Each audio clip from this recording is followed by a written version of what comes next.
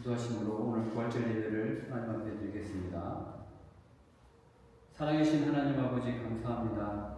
사망 권세 이기시고 부활하신 예수 그리스도의 이름을 이 시간 높여드리는 이 부활절의 아침 우리가 한마음으로 펠로십 처치에 모여 예배드리게 하심을 감사드립니다. 아멘. 아버지 하나님, 이 시간 우리가 찬양과 경배와 하나님 앞에 모든 은혜와 영광을 올려드릴 때에 아버지 하나님, 이 시간 홀로 영광 받으시고 이 자리에 우리와 함께하여 주시옵소서. 아멘. 예수님의 이름으로 간절히 기도합니다. 아멘.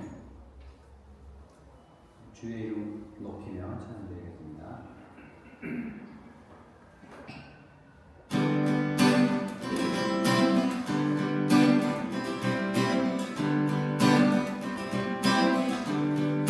주의 이름 높이며 주의 이름 높이며 주를 찬양하나이다. 나를 구하러 오신 주를 기뻐하나이다. 하늘 영광 돌고 이 땅 위에 십자가를 지시고 세상에 목전에서 일어나 하늘로 올리셨네. 주의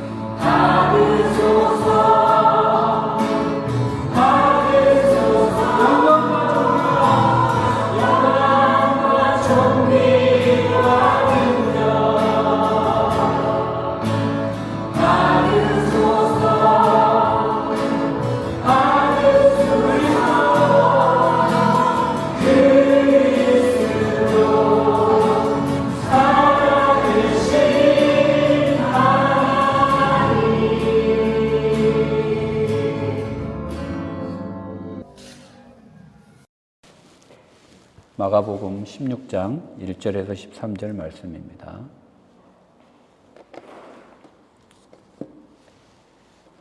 다 찾으신 줄로 알고 제가 봉독해 드리겠습니다. 안식일이 지남에 막달라 마리아와 야고보의 어머니 마리아와 또 살로메가 가서 예수께 바르기 위하여 향품을 사다 두었다가 안식 후 첫날 매우 일찍이 해 돋을 때에 그 무덤으로 가며 서로 말하되 누가 우리를 위하여 무덤 문에서 돌을 굴려주리요 하더니 눈을 들어본즉 벌써 돌이 굴려져 있는데 그 돌이 심히 크더라. 무덤에 들어가서 흰옷을 입은 한 청년이 우편에 앉은 것을 보고 놀라매 청년이 이르되 놀라지 말라. 너희가 십자가에 못 박히신 나사렛 예수를 찾는구나. 그가 살아나셨고 여기 계시지 아니하니라. 보라, 그를 두었던 곳이니라. 가서 그의 제자들과 베드로에게 이르기를 예수께서 너희보다 먼저 갈릴리로 가시나니 전에 너희에게 말씀하신 대로 너희가 거기서 배우리라 하라 하는지라. 여자들이 몹시 놀라 떨며 나와 무덤에서 도망하고 무서워하여 아무에게 아무 말도 하지 못하더라. 예수께서 안식 후 첫날 이른 아침에 살아나신 후 전에 7 귀신을 쫓아내어 주신 막달라 마리아에게 먼저 보이시니 마리아가 가서 예수와 함께 하던 사람들이 슬퍼하며 울고 있는 중에 이 일을 알리매 그들은 예수께서 살아나셨다는 것과 마리아에게 보이셨다는 것을 듣고도 믿지 아니하니라. 그 후에 그들 중 2 사람이 걸어서 시골로 갈 때에 예수께서 다른 모양으로 그들에게 나타나시니 2 사람이 가서 남은 제자들에게 알리었으되 역시 믿지 아니하니라. 아멘. 여러분 혹시 예수는 역사다라는 그런 영화를 보신 적이 있으신지요? 저는 이 영화를 매우 감동 깊게 보았습니다. 이 영화는 트루스토리 실화를 바탕으로 한 영화인데 실존 인물인 리 스트로벨이라는 사람의 실화를 바탕으로 만든 영화입니다. 이 리 스트로벨은 시카고 트리뷴이라는 지역의 수석 법률가였습니다. 그는 하버드 법대를 나온 철저한 무신론자였습니다. 그런데 어느 날 자기 아내가 기독교 신자가 되었습니다. 그런데 이 스트로벨은 이것을 자기 가정의 위협으로 느끼고 예수의 부활은 허구이고 거짓말이다라는 주장을 논리적으로 입증하려고 시작합니다. 그래서 그는 미국의 전역을 돌아다니면서 의학, 고고학, 또 역사학, 성경 문헌학의 전문가들을 다 찾아다니면서 예수 부활의 근거를 파헤치기 시작합니다.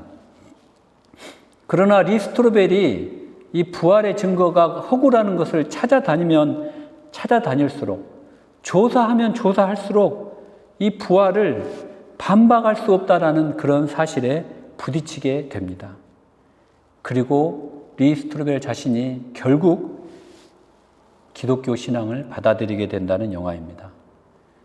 그 영화 마지막에 그 리 스트로벨이 마지막으로 하는 대사가 있습니다. 그는 뭐라고 하냐면은 나는 예수 부활을 믿을 수밖에 없었다라는 고백을 하면서 하나님 앞에 무릎을 꿇는 장면으로 이 영화는 막을 내립니다.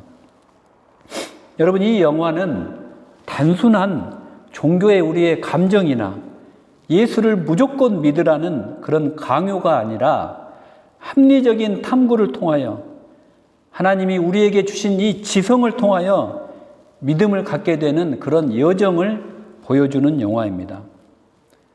여러분, 신명기 6장 5절에 보면은 너희는 마음과 뜻과 힘을 다하여 주 너희 하나님을 사랑하라라는 말씀이 나와요. 여기서 뜻이 바로 지성입니다. 그러니까 하나님께서는 우리에게 무턱대고 묻지도 따지지도 말고 하나님을 사랑하라는 것이 아니고 너희들이 너희들의 지성을 발휘하여 하나님이 어떤 분이신가를 알고 그 하나님을 사랑하라고 말씀하고 계시는 거예요. 하나님께서는 우리를 창조하실 때 우리에게 지성과 이성을 주셨다는 거예요. 무조건 믿지 말라는 거예요.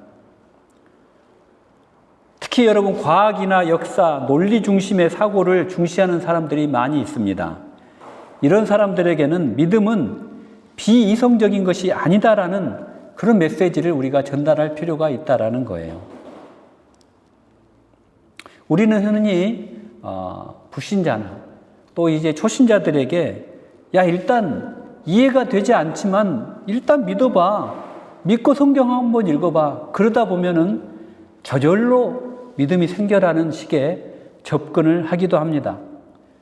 물론 여러분, 보지도 않고 듣지도 않고 느끼지도 않고 무조건 믿는 믿음이 최고죠. 그런 믿음을 가진 자는 정말 하나님의 은혜입니다.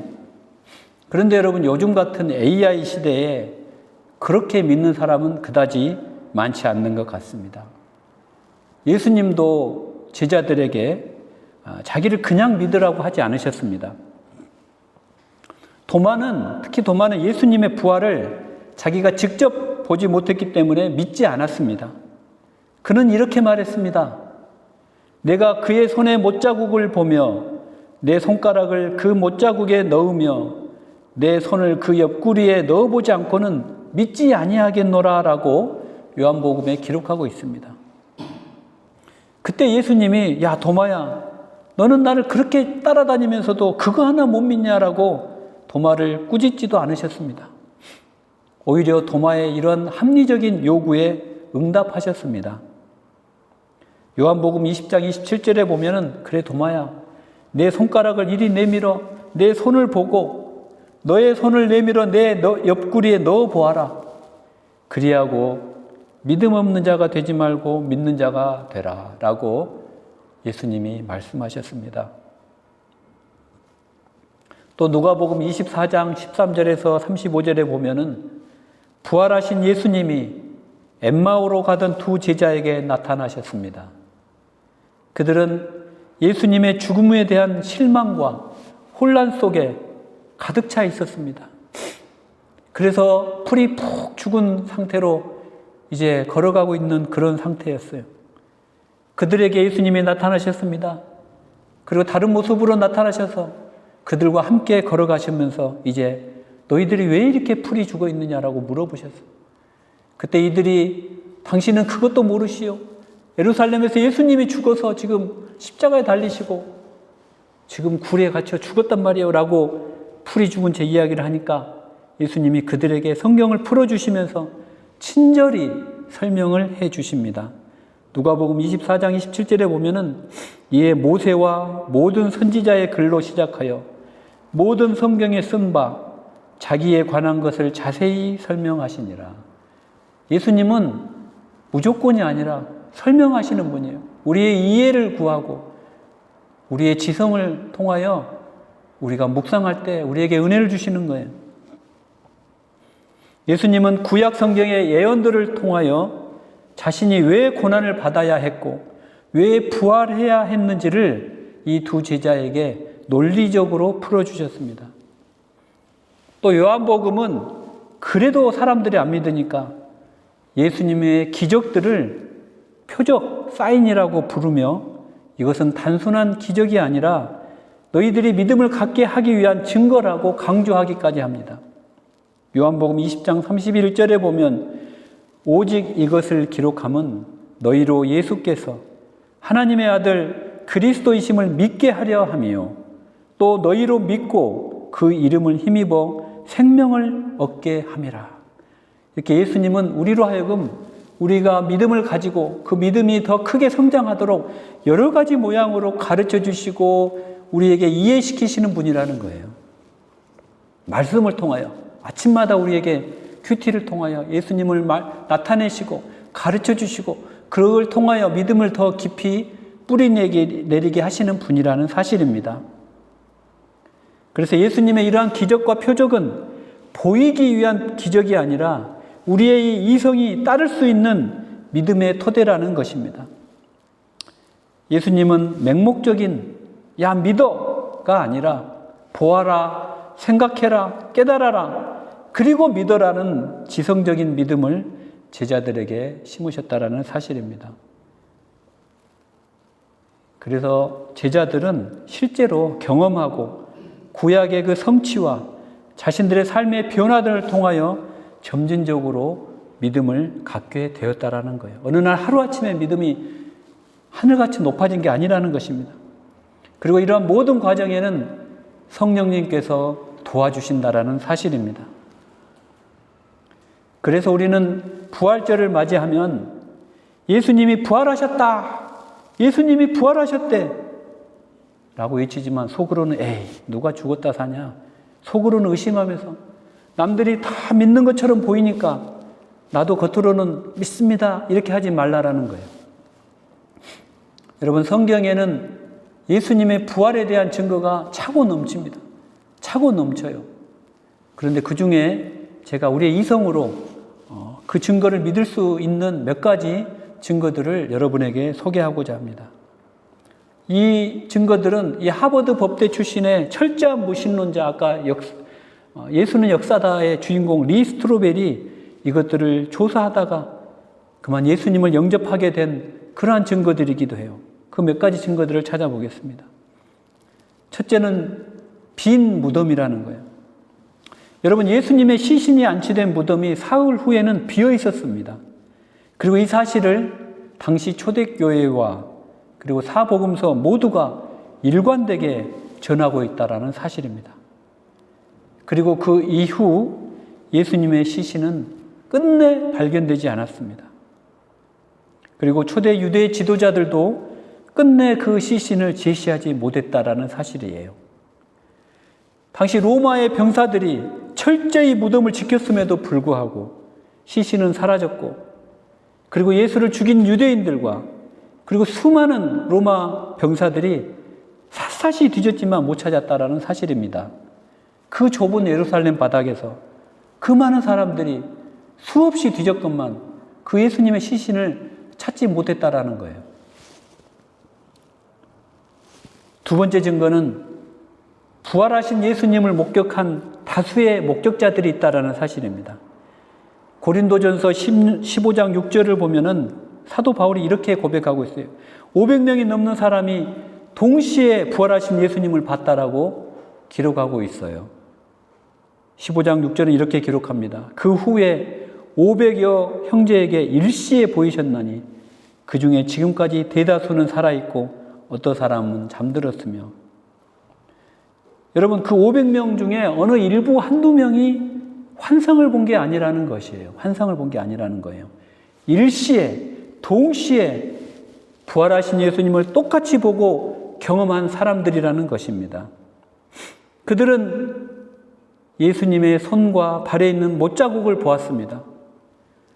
어떤 이는 부활하신 예수님과 함께 음식을 나눴고, 어떤 이는 예수님의 음성을 들었습니다. 여러분, 그들이 침묵할 수 있었을까요? 아니요. 이 사람들은 입을 다물지 않았습니다. 자기 눈으로 부활하신 주님을 본 그 감격을 자기 입으로 전하지 않고는 견딜 수가 없었다라는 것입니다. 이게 증거라는 거예요. 그런데도 이래도 믿지 않는 사람들은 뭐 어쩔 수가 없는 거죠. 그러나 증거는 또 있어요.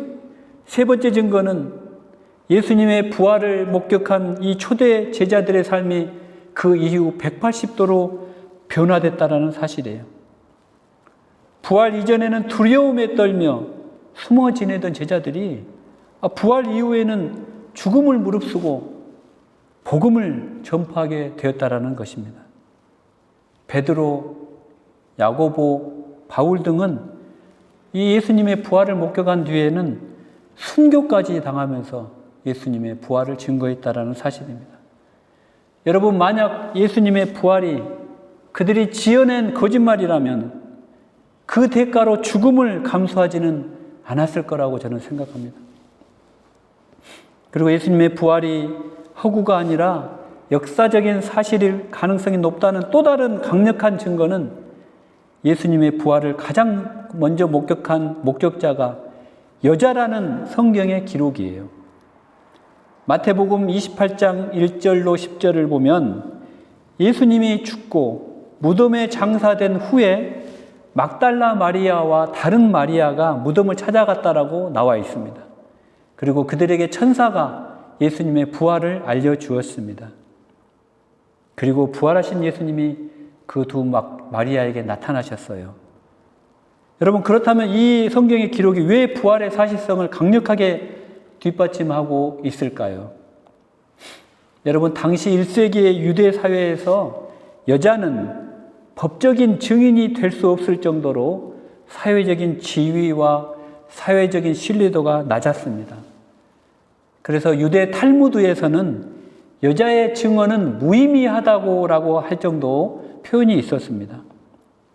그래서 당시에 사람 수를 셀 때도 여자의 수는 고려하지 않았어요. 여자는 사람으로 치지를 않았다는 거예요. 여러분, 마태복음 14장에 보면 오병이어의 사건에서 남자만 5,000명이라고 기록된 것을 봐도 당시 여자의 사회적인 신분이 얼마나 낮았는지를 알 수 있는 대목입니다. 만약 부활의 이야기가 지어낸 이야기라면 당시의 문화적인 시각을 고려한다면 이 여자를 등장시킬 필요가 없다라는 거예요. 신빙성이 있는 남자 제자들도 많이 있잖아요. 베드로나 요한 등을 등장시켜서 예수님의 부활을 성경에 기록할 수도 있지만 그럼에도 불구하고 사복음서가 모두 여자들이 먼저 목격했다라는 사실을 숨기지 않고 기록했다라는 것이에요.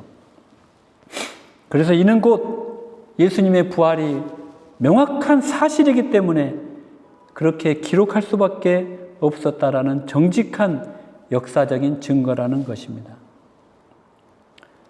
예수 부활의 또 하나의 증거는 바로 예수님의 부활 이후에 초대교회가 엄청나게 빠른 속도로 팽창했다라는 거예요. 성장했다라는 거예요.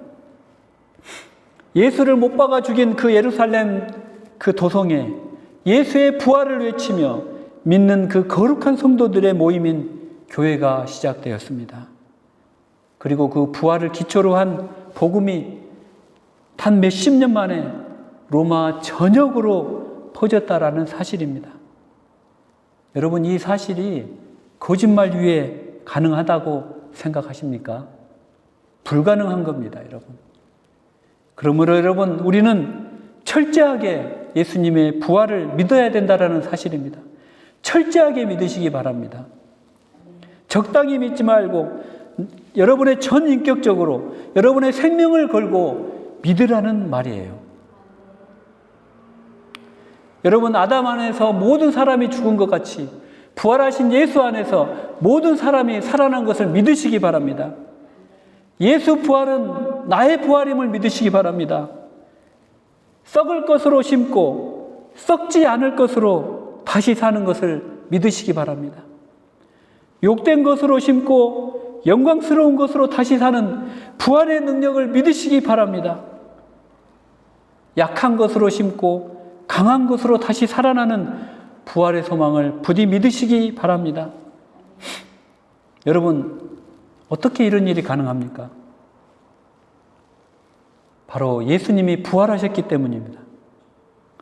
예수님이 부활하셨기 때문에 원수마귀가 예수의 이름 앞에 무릎을 꿇는 거예요. 예수 믿는 우리 앞에도 무릎을 꿇는다는 사실이에요.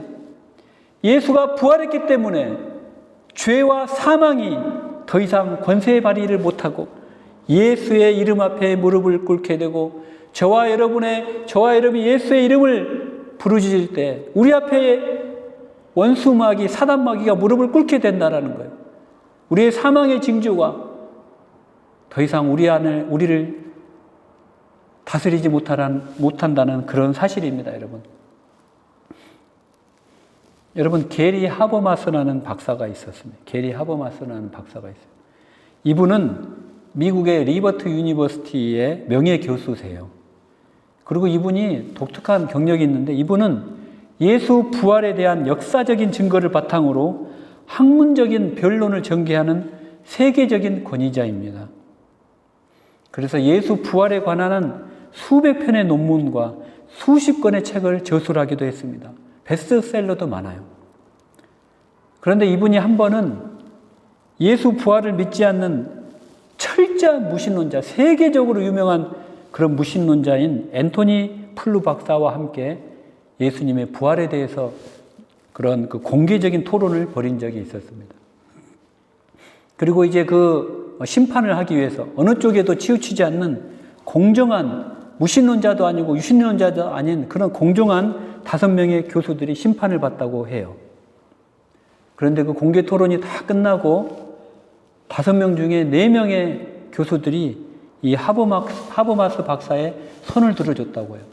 하버마스 박사의 이 토론이 예수가 부활했다라는 것이 그 토론이 이겼다라는 거예요. 너무 논리적이라는 거예요. 그래서 이 하버마스 박사에게 승리를 선언해줬다라는 거예요. 이 5명의 교수들이.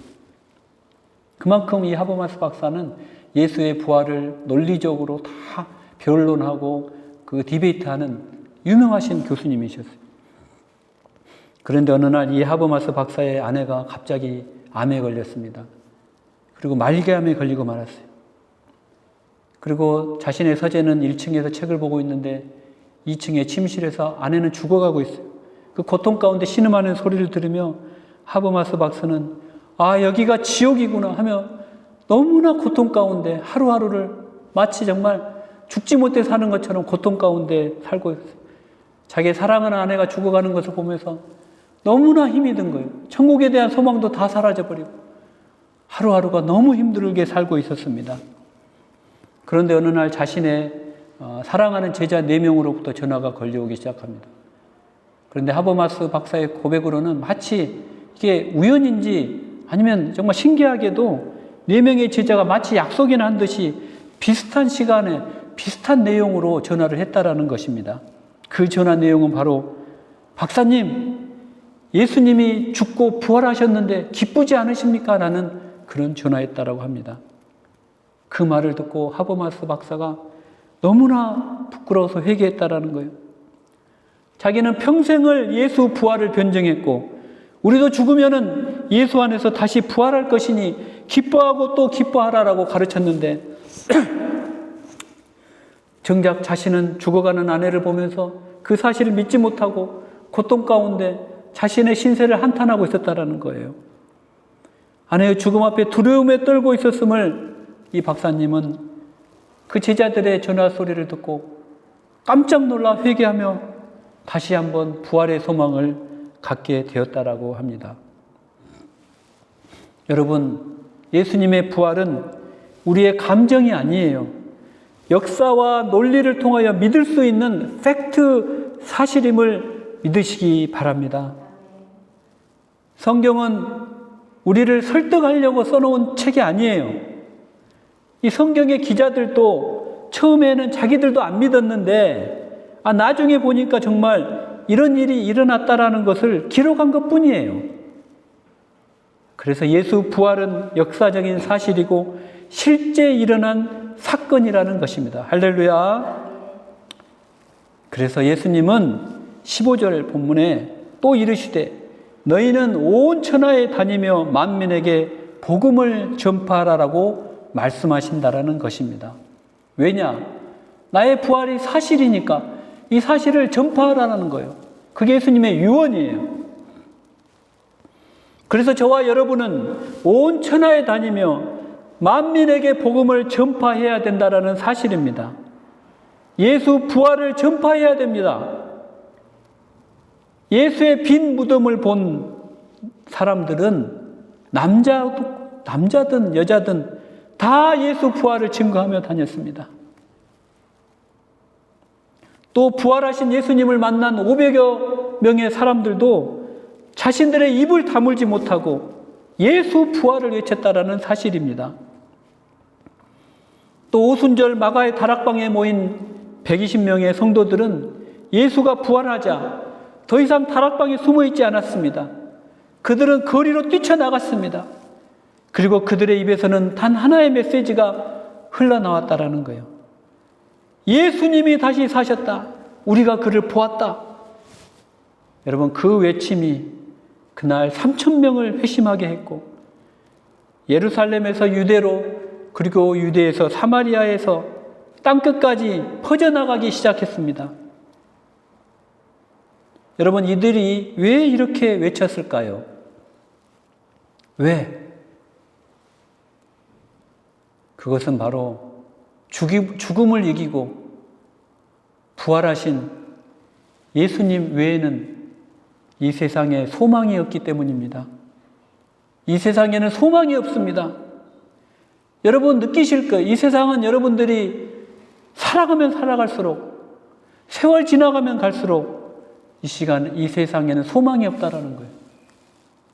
오직 예수님만이 우리의 소망이라는 것입니다. 그리고 여러분, 부활하신 예수님은 이제 저와 여러분과 함께 하시기를 원하십니다.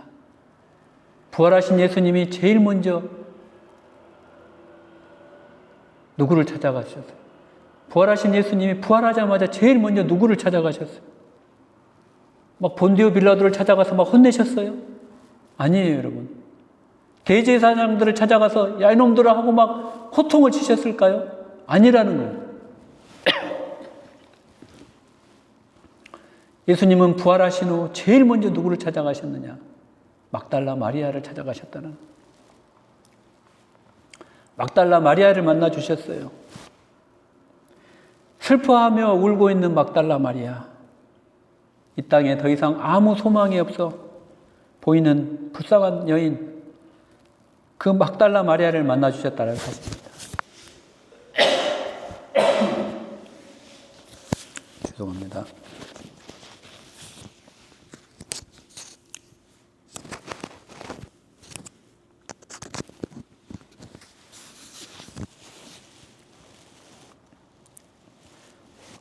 그리고 두 번째로 만나주신 사람들은 예수님의 죽음 앞에 통곡하고 있는 사랑하는 제자들을 만나주셨어요. 그리고 자신을 3번이나 부인하고 저 갈릴리 바다로 도망가 버린 베드로를 만나주셨어요. 사랑하는 여러분, 우리도 막달라 마리아처럼 우리 인생에 눈물 흘리는 자들 아닙니까? 인생의 고통 앞에서 신음하는 자들이 저와 여러분 아닙니까? 삶의 고난 속에서, 예기치 않은 아픔 속에서, 사랑하는 가족의 죽음 앞에서 전혀 하나님이 보이지 않는다고 느끼는 그 시간 속에서 슬퍼하며 울고 있는 자들이 저와 여러분들 아닙니까? 그러나 여러분 기억하시기 바랍니다. 주님은 우리가 약할 때, 우리가 실패할 때, 우리가 주저앉아 있을 때 우리를 찾아오시는 분입니다. 아무도 우리를 찾지 않을 때 예수님은 우리를 먼저 찾아오십니다. 부활하신 주님은 오늘 또 눈물 흘리는 자를 가장 먼저 만나주시고, 그리고 그들의 무너진 마음에 다시 소망을 심어주시는 분이십니다.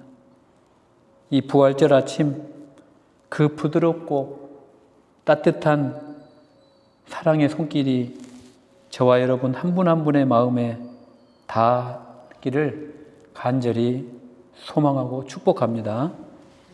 기도하고 우리 이 시간 찬양하고 기도하겠습니다.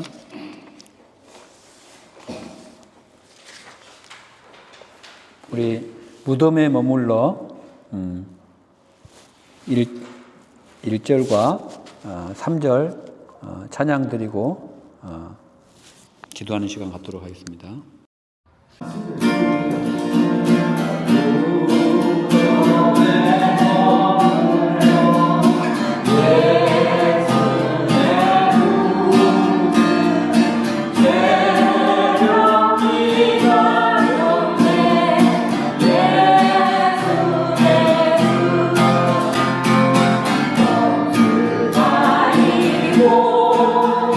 무덤에서 살아나셨네.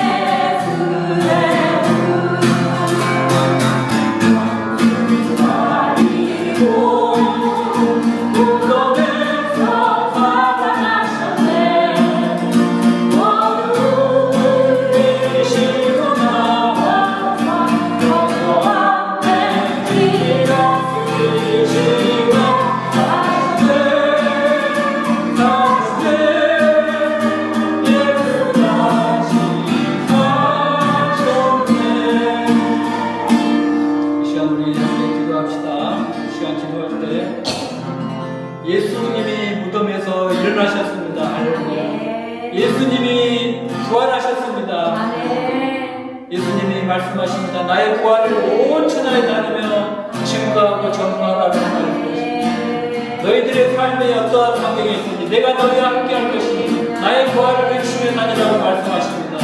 이 시간 우리의 삶이, 우리의 남은 인생이 주님의 부활을 알리며 주님의 복음을 온 천하에 증거하는 그런 삶이 되게 주여 도와주시고 우리의 모든 것들을 막는 원수마귀 들은 다 이기게 도와주시고 사망 문제는 이기며 나가게 도와주시옵소서. 주여 한번 부르고 기도하며 나가기를 원합니다. 주여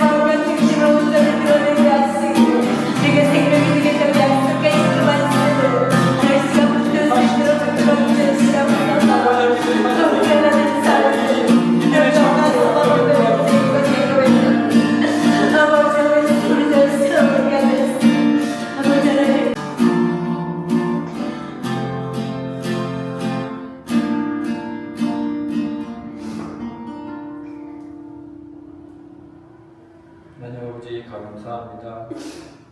이 부활의 아침에 우리에게 새 소망을 주심을 인하여 감사드립니다. 주님은 한 번도 우리를 떠나지 아니하셨고 한 번도 우리를 실망시키지 아니하셨고 한 번도 우리에게 약함을 주시지 아니하셨습니다. 우리가 약해서 쓰러져 있을 때, 우리가 실패하며 낙심하여 있을 때, 우리가 눈물을 흘릴 때마다 찾아오셔서 우리를 만나주셨고 풀어주셨고 가르쳐주셨던 주님입니다. 가장 먼저 우리를 찾아와 주신 주님을 찬양합니다. 이 부활의 아침에 이 펠로시 처치에 가장 먼저 찾아와 주셔서 눈물을 흘리는 자를 만나주시고 눈물을 닦아주심을 감사드립니다. 아버지 하나님, 우리가 날마다 주님을 기억하며 살게 도와주시옵소서. 부활의 소망을 기억하며 살게 도와주시고 이 땅에서 아버지 하나님의 소망이 없어지게 도와주시고 아버지 하나님 나라에서 소망이 더 크게 도와주시옵소서. 아버지 하나님 천국은 침노하는 자의 것이라고 하셨사오니 아버지 하나님 우리가 천국을 침노하는 자 되게 도와주시옵소서. 썩어질 것으로 인하여 아버지 근심하지 않도록 도와주시옵소서. 아버지 하나님 또 이 시간 가족을 잃은 슬픔으로 예배에 참석하여 고개 숙이는 아버지 그런 영혼이 있사오니 아버지 하나님 부활의 아침에 이를 찾아와 주셔서 만나주시고 위로하여 주시고 천국에 대한 소망으로 부활에 대한 소망으로 다시 일으켜 세워주시옵소서. 귀한 헌금들인 손길을 기억하여 주시고 이 헌금을 통하여 부활의 소망을 모르고 죽어가는 많은 영혼들에게 주님의 복음이 널리 전파되도록 축복하여 주시옵소서. 예수님의 이름으로 간절히 기도합니다. 이 시간